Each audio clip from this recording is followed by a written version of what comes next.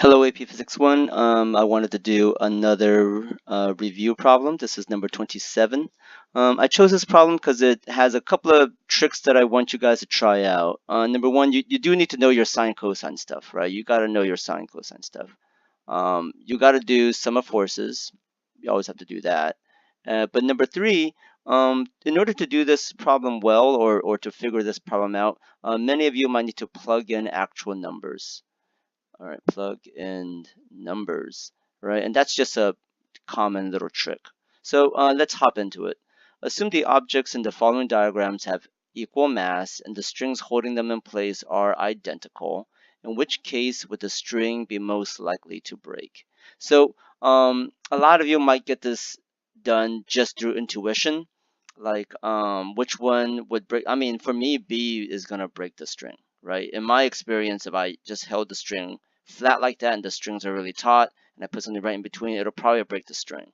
But we could also get the same answer through actual physics instead of, just taking a wild stab in the dark. Well, is intuition really a wild stab? It doesn't matter. Let's do the actual math. So let's do some free body diagrams. There's really only two situations here.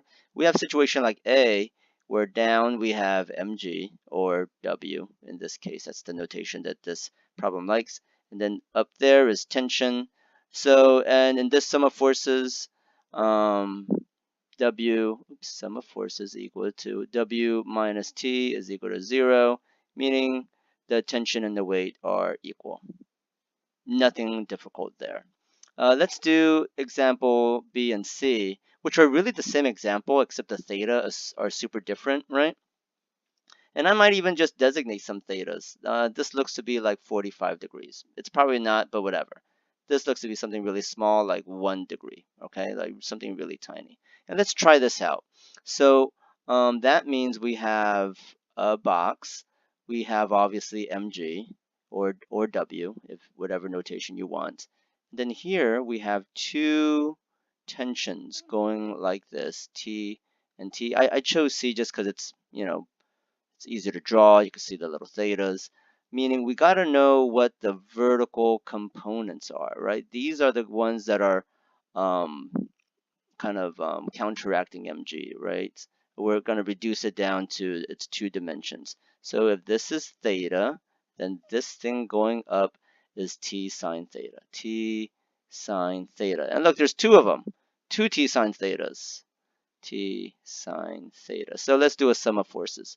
Sum of forces along the y is equal to t sine theta plus t sine theta, because they're both in the same direction, but minus mg because it's in a different direction. That means that 2t sine theta is equal to mg. Seems easy enough. Let's solve for tension, right? Let's solve for the tension. And this one, the tension is equal to mg, or the weight. Don't let that confuse you. W is just mg.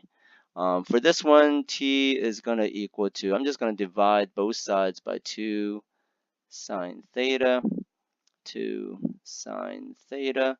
So t is equal to mg 2 sine theta. And for many of you, you're like, that doesn't help me at all. How does that solve my problem? Well, let's plug in some degrees here. So in this example for C, what if the theta was around 45 degrees?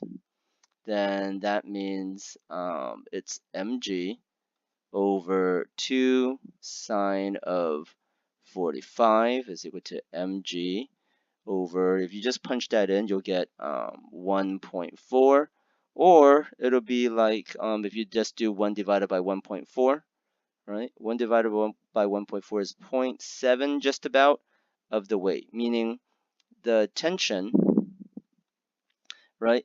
The tension being pulled along here is around 2/3 of this actual weight, which probably won't break it, right? Doesn't seem like, I don't know, it's like less than the actual weight on the string. If anything, it's helping it out. Okay, let's try another one. What if we did B, where theta is like 1, right? So again, we use the equation that tension is equal to mg over sine 2 sine theta. But this time we're going to put in 1, right? 1 degree, a really tiny degree, sine of 1. And for that, when I plug it in, it becomes mg divided by 0.03. So 1 divided by 0.03, if you plug that into your calculator, that's 33. 33 times the weight, 33 times the mg, meaning this tension is a ton of force. So this part B, where it's only 1 degree, the tension on the string is just an enormous amount of tension, which will probably break the string, right? Which is what it wants to what it wants to know. So how did I get this answer? I did 3 simple little tricks. I knew my sine cosine stuff, right? Vertical is sine, horizontal is cosine. I knew how to do sum of forces, right? Just kind of did sum of forces, sum of forces. But really, the trick that I did was I plugged in the numbers to kind of see what would happen if the numbers were really small, like 1 degree versus 45 degrees. That's how I solved it. If you solved it another way, good for you. You're so smart, and I'm really happy that you've been watching my videos. Bye-bye.